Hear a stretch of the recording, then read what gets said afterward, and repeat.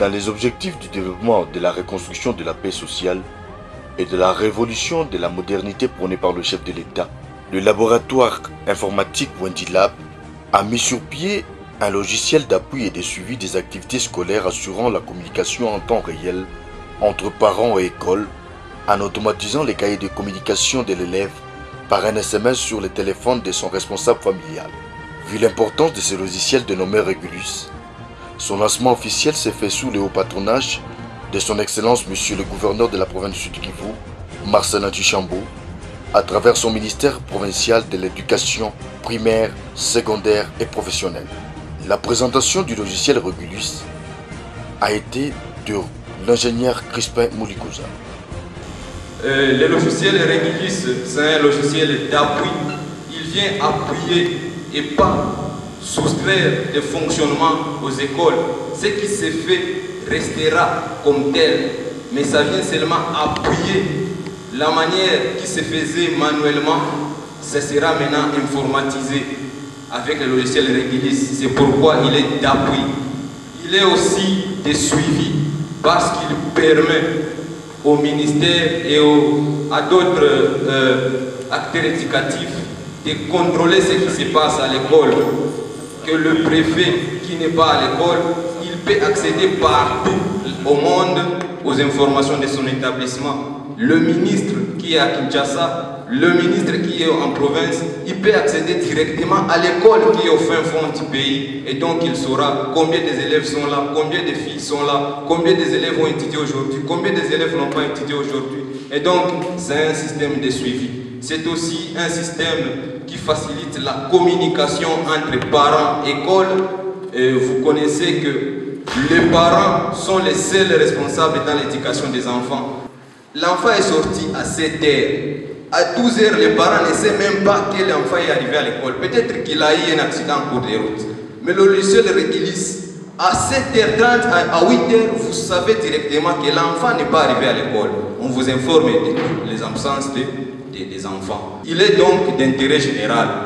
Et pour son intérêt, on peut citer l'intérêt pour les parents. C'est un logiciel qui gère la communication. Tout ce que les enfants feront à l'école, toutes les activités vous parviendront directement sur le téléphone. Et donc, c'est un outil. Le logiciel Régulus, donc, c'est un outil d'assurance. Il vous rassure que votre enfant va bien, qu'il va revenir à la maison. C'est un outil aussi de surveillance. Les parents seront à même de surveiller l'enfant. Puisque l'enfant, quand on le laisse, on ne le surveille pas, il fait ce qu'il veut et en conséquence, on le retrouve peut-être dans la rue. C'est aussi un outil de communication. Nous avons déjà parlé sur ça. Pour les écoles, il informatise l'administration. Tout ce qui se faisait manuellement, peut-être, on pourra encore ajouter quelque chose, sera automatisé. C'est donc un outil de gestion, un outil d'assurance. Ça rassure les écoles par rapport aux élèves qu'ils ont, mais aussi un outil de communication. C'est aussi un logiciel d'un intérêt particulier pour les élèves, comme c'est un outil qui permet de changer la mentalité des élèves et des enfants. Imaginez-vous un enfant qui savait qu'il pouvait tromper aux parents qu'il a été à l'école aujourd'hui. Et grâce au logiciel Régulus, il ne sera même pas capable de dire non papa j'ai été aujourd'hui à 8 h. Le logiciel a déjà envoyé l'information aux parents. Ça change directement la mentalité des enfants. Et l'enfant qui avait tendance à cacher des informations provenant de l'école sera à même de présenter les cahiers de communication à l'école puisque le cahier n'est pas supprimé. Même si le logiciel a envoyé les messages, vous connaissez les systèmes informatisés, vous connaissez très bien qu'il peut y avoir, peut-être j'envoie un message à 7 h et ça arrive peut-être après 5 ou 5 h ou avec le réseau que nous avons aujourd'hui. L'enfant avec ça, il sera toujours amené à apporter les cahiers à l'école, aux parents, puisqu'il sait que même si je n'apporte pas ces cahiers, le message parviendra quand même. Et les parents sauront toujours que ce jour-là, je n'ai pas été à l'école. C'est aussi, dans ce sens, un outil qui crée le sens des responsabilités chez les élèves. Et pour le pays, c'est un outil qui lutte contre la fraude scolaire. C'est un outil de révolution de la modernité, vous connaissez, et avec ce que le président de la République lui-même a annoncé. Et donc nous participons aujourd'hui devant vous avec ces logiciels que nous avons conçus pendant 3 ans devant vous pour porter notre appui à la révolution de la modernité. C'est un outil qui permet de maîtriser l'effectif des écoles, des agents et même des élèves. Après la partie théorique de l'ingénieur Crispin Moulikouzza, s'en est suivi une démonstration sur un des portables des participants par l'ingénieur Issa Kadouli. La page de travail de Régilis contient 9 modules principaux. Et ces 9 modules principaux contiennent aussi différents sous-menus dans lesquels je vais un peu parcourir un peu vite pour vous donner l'idée. Avec le nom d'utilisateur Al-Fajr que j'ai utilisé, Al-Fajr peut avoir différents types d'utilisateurs. Le chargé de finances peut avoir son nom d'utilisateur, le chargé de discipline, le préfet, les représentants des parents aussi peuvent avoir les comptes, mais ces comptes-là, c'est pour l'école dans laquelle ils sont créés. Avec les modules paramètres, c'est là où nous gérons les sponsorisations des élèves. Dans différentes écoles, il y a des enfants qui sont supportés par des sponsors, des ONG. Et pour gérer ces informations qui seront envoyées aux représentants ou bien aux sponsors de ces enfants et celles qui seront envoyées aux enfants, aux parents de ces élèves. Avec les modules paramètres, c'est les modules dans lesquels les écoles peuvent communiquer en général une annonce à tous les parents qui sont dans la base. Par là, comme on a recensé certains numéros à la réception, je peux passer à un petit exemple de comment est-ce qu'une école peut contacter tous les parents en général, sans exception. Juste on écrit les contacts des sources. Les contacts, c'est le numéro que les parents peuvent appeler s'il y a d'informations qu'ils veulent savoir à propos du message.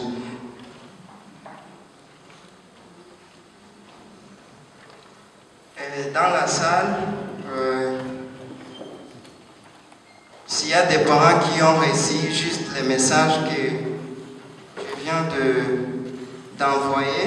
S'il y a 2 ou 3 parents qui ont reçu le message, ils peuvent venir et nous lire un peu ce qu'ils ont pour leur portable. Bienvenue. Certainement que vous avez compris que ce n'est pas du magie. Régulis vient apporter un plus en termes de communication entre parents et élèves, entre école et parents, école, élèves. Et voilà. Bienvenue, chers parents, bienvenue.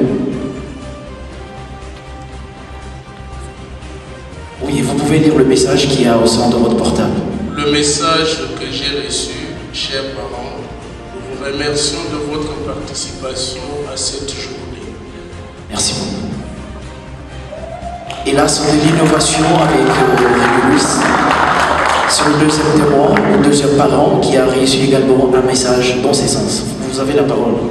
Si, le message que j'ai reçu vient de numéro plus 44 79 37 98 56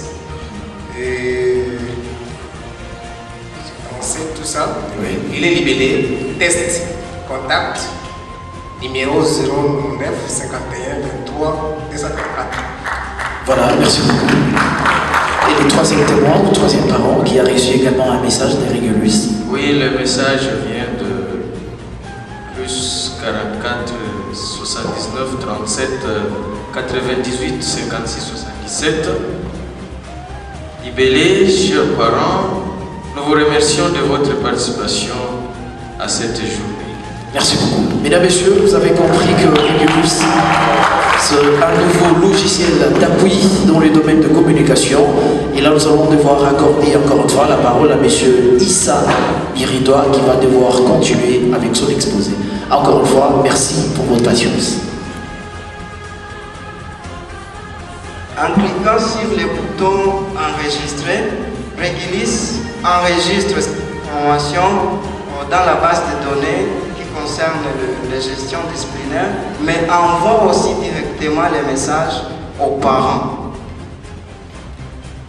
Parmi les parents qui sont dans la salle, il y a quelqu'un qui va recevoir ce message que je viens d'envoyer. Et par là, les parents auront l'information à temps réel de la sanction et de la raison de cette sanction de son enfant à l'école. L'éducation, comme vous le savez, très chers parents, commence en famille.